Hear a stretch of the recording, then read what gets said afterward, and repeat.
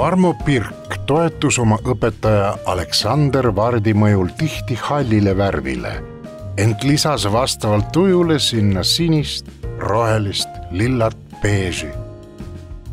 Kandes need kubistlik ja geomeetriliste kujunditena lõuendile, sündisid moodsad, omas ajas avangardsed teosed.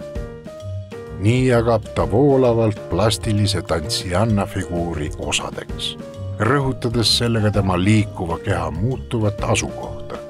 Igal uuel hetkel on ta juba teises kohas.